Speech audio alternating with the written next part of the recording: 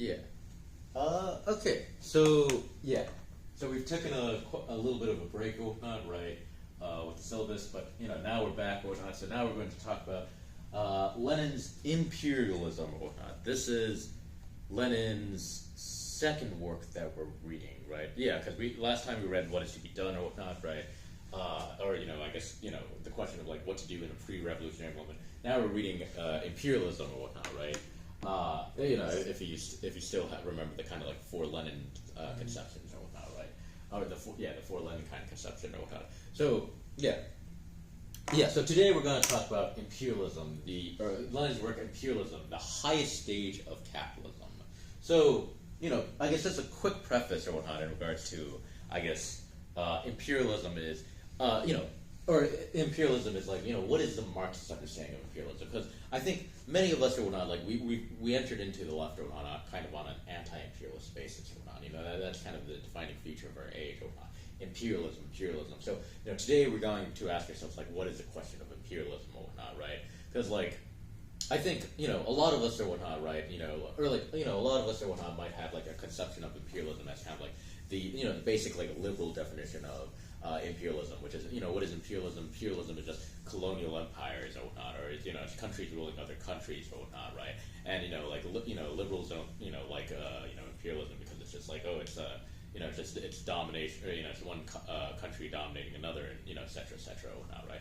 Whereas for Marxists or whatnot, right, for Marxists or as articulated at this time by Lenin or whatnot, right, imperialism is something more than that. It's about imperial states or whatnot, or specifically states, or it's when the state it's when the state needs to take executive action to manage capitalism or whatnot. So it's like it's a new stage of capitalism or whatnot, right? It's not just like a policy as it is for liberals or whatnot. It's like it's a difference in like epochs or whatnot, right? Or not epochs, but like different stages for capitalism for Marxists or whatnot, right? So just general overview or whatnot, right? Because I'm gonna make a few little notes or whatnot before jumping into like all of these or whatnot, which is like generally the whole point that Lenin's trying to get with imperialism is that imperialism and revolution are dialectically related or whatnot, right? As you have, in some sense, the highest form of the stage or whatnot, right? You also have the highest form of the class struggle or whatnot. Okay, I'm trying to think if there's anything I should point out, or like any few notes I want to point out before jumping in, because the only reason why I want to make a couple of notes before, like, I guess jumping into like the material or whatnot, is just because like this is one of the most read Marxist pieces out there or whatnot, right? No, it's not only read by just Marxists or whatnot. You might like even in the academy or whatnot, this work is read or whatnot, right? It's a huge piece or whatnot. So like I just want to make sure that we get like a few notes out of the way or whatnot, right? Before like jumping into or like few maybe like not misunderstandings, but like a few like little notes and ideas out the way or whatnot, just to like focus in on how how we're talking about this, right? And I guess I should also note that here or whatnot, right? With Lenin's work of imperialism or whatnot, he's fundamentally asking this, question: what caused the World War or whatnot, right? Because for liberals, and when I say liberals, I don't mean that politically. I mean more that like institutionally or whatnot, right? Because institutionally, you take your AP, world history or whatnot, or you like how most people learn World War I is like, oh, how World War I started or whatnot. That you had basically like all these nations or whatnot, or you had all these countries or whatnot, building up their military power or whatnot, and then a Serbian nationalist killed Archduke Franz Ferdinand in Austria-Hungary, and then all of these like allied nations or whatnot, right? Basically like you just had a melting pot, or not melting pot. You basically just had like there's a specific term I'm forgetting. It's not a melting pot. It's like it's basically it just explodes or whatnot, right? It's not a melting pot. What I'm actually trying to think of. I'm trying to think of the term where it's like basically it's like you reach the boiling point or whatnot, where it's like it explodes in revolution or whatnot, right? So like for liberals or within the academy or whatnot, or within like school or whatnot, like you learn like, oh yeah, well why was World War I caused? It was caused because of all of these alliances or whatnot, right? The point here in imperialism, the high stage of capitalism, is actually to make 2 points or whatnot, right? That the World War, or this great war to the war to end all wars. The war to the two ways of talking about World War One. One, the Great War. To call it the Great War is to recognize that it was, or for Marxists or whatnot, understanding that why this is the Great War is because it is to understand that this war is actually caused because of capitalism or whatnot, right? And not just because of these policies or whatnot. Actually, no, this is the movement of capitalism. And two, to call it the war of all the war to end all wars is to actually see that this world war is an opportunity to end all wars or whatnot, right? So yeah, a few little notes out of the way. I guess rather than end this recording, I'll just get into the historical context, and then I'll just do a recording for the historical, the economic, and then the political context or whatnot. So yeah. Give me 1 second just to think if there's any other notes I should make. Let's see. Yeah. No, I guess I'll jump into this or whatnot. So, the historical context of, I guess, World War One or whatnot, right? Or So, we're going to be asking this. So, each of these recordings or whatnot will be trying to answer this question of what caused the World War or whatnot, right? And what that means, and what are those effects and everything like that, right? So I guess just to give a historical context or whatnot, right? So the historical context. There's 3 acts or whatnot. There's 3 acts. There's 3 acts or whatnot, which we will be talking about in regards to what caused the World War. So the first act, in some sense, is the many colonial Cold Wars or whatnot that took place between 1819 to 1913 or whatnot, right? Because within this 15-year period or whatnot, right, what you see is you see a bunch of these you see a bunch of these wars or whatnot to take over certain colonies or countries or whatnot, right? That are financed and influenced or whatnot, right? By they're financed and influenced or whatnot by more advanced capitalist nations or whatnot, right?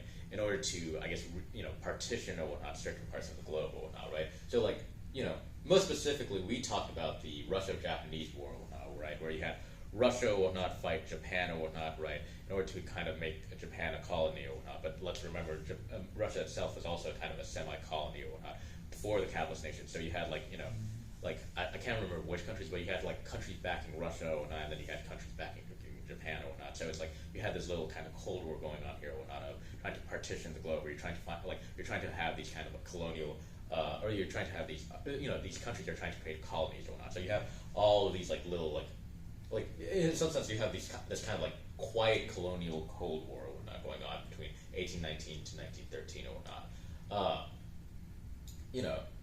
This all boils up or whatnot into the year of 1914 or whatnot, where you get on June 28th or whatnot, you have a Serbian nationalist assassinate the Archduke Franz Ferdinand in Austria-Hungary. Yeah, it's Austria-Hungary at this time. Yeah, in Austria-Hungary or whatnot, right? And this basically blows up to be an international issue or whatnot, right? And most cogent for us, or I guess most prominent for us, is to note that on August 4th, 1914 or whatnot, the every single party of the Second International votes for war credits except the Russian and Serbian Social Democratic parties or whatnot, right? So it's for the last, or since the conception of the Second International or whatnot, from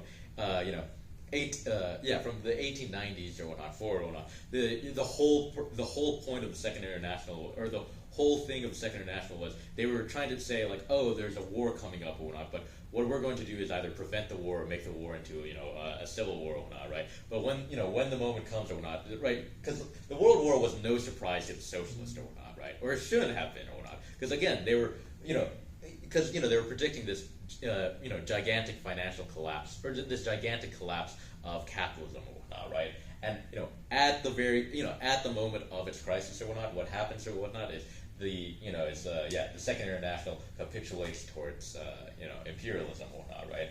The Second International basically dies or whatnot. It becomes a stinking corpse because it votes for war credits or whatnot, right? So, big event. So, yeah, we got the colonial Cold Wars, we got the start of World War I, and then we got Lenin's struggle from 1915 to 1917. So from 1915 to 1917 or whatnot, you have two major positions or whatnot come out among, or I guess you have three major positions come out among the socialist parties. On the one hand, you have socialists just, supporting the war or whatnot, right? Where it's just, just like this, defense of the fatherland or whatnot. So it kind of gives up the whole idea of the workers of the world unite idea, or like of this idea of international fraternity. Instead, we're saying, okay, actually we need to support our fatherlands first or whatnot. We need to, defend our fatherland, which is like, okay, where's the socialism or whatnot, right? So you have that position taken up by, like a socialist or whatnot. You have another position taken up by socialists, which I believe is just called, it's a certain kind of pacifism or whatnot. I think it's called like revolutionary pacifism. It might be called like defeatist pacifism, something like that. But you have a much more pacifist stance from others in the Second International, where they say, actually, like, it's well, okay, so actually I'll back up or whatnot. So you have Lenin or whatnot propose the idea during this time of revolutionary defeatism. For Lenin, the whole idea of revolutionary defeatism is the idea of turning the imperialist war into a civil war. The idea is basically like, what does oh shoot, sorry, let me scroll, because I know I put a note here somewhere. So it's like, during this time or whatnot, okay, I guess I didn't post it here, whatever. So during this time or whatnot, Lenin says, okay, let's turn the imperialist war into a civil war, because Lenin's whole strategy is like, okay, what does the war do or whatnot? It makes all of society identify themselves with the state or whatnot, right? But Lenin says, like, okay, but the state serves the capitalist interest or whatnot. The state is a capitalist state or whatnot, or the state is a class state or whatnot. So Lenin says that, okay, instead, so if wars make all of society identify with the state or whatnot, Lenin asks the question of like, okay, well, how do we, in some sense, make the imperialist war, make the war, make this national war into a class war, where it's like, actually, how do we make this, like all of society identifying with the state into, let's actually identify the antagonisms in society. How do we actually get, in some sense, recognize the two prominent forces in society, which is the working class and the capitalists or whatnot, right? So Lenin asks the question of how do we make this, how do we make this into a question of society? How do we, how do we make, or how do we bring about the class war? Lenin's idea is revolutionary defeatism of, advocating for the defeat of, or basically, advocating for the defeat of one's own country or whatnot, right? But in a revolutionary sense, by making it into a class war or whatnot, or making it into a struggle, or by, basically taking up the class struggle or whatnot and elevating it to, basically a civil war in society or whatnot, right? So Lenin, from 1915 to 1917, this is Lenin's main struggle, basically advocating this policy or whatnot. In 1915 or whatnot, what actually gets passed or whatnot is the Zimmerwald Conference, which is Trotsky's proposal of no victors, no vanquished or whatnot, which is more of this kind of idea of pacifism or whatnot. However, because of Lenin's struggle from 1915 to 19, and I should say that what comes out of the Zimmerwald Conference is the embryo of the Third International. Because, if 1914 is the death date of the Second International, what you see come out of the Zimmerwald Conference or whatnot is the beginnings or the inklings of a Third International or whatnot, right? Which we will talk more about later or whatnot, right? But, Lenin's whole struggle of revolutionary defeatism ultimately reaches its zenith or whatnot with the Russian revolutions or whatnot in 1917 or whatnot, where, Russia actually does successfully take up the Lenin strategy of revolutionary defeatism, and Lenin's idea of revolutionary defeatism becomes much more popular around the world or whatnot. You have, Germany, you have Russia, you have Hungary, you have these socialist revolutions, happen across the globe or whatnot, or across Europe or whatnot, right, where they try to take, turn the imperialist war into a civil war or whatnot, but unfortunately, it, as we'll find out, it only succeeds in Russia. However, we'll be talking about the Russian revolutions next week with the State and Revolution. But so the three acts or whatnot, right, first one was the what's it called? The colonial Cold Wars or whatnot. The second was basically the boiling point or whatnot of what's it called? Yeah, the boiling point of actually going to the war, or of I guess all of the world powers or whatnot coming into war, and then the third part or whatnot is basically the attempt to make the imperial war into the civil war. So that's the end of this recording of the historical context. Next, we're going to talk about the economic context of what caused the world war.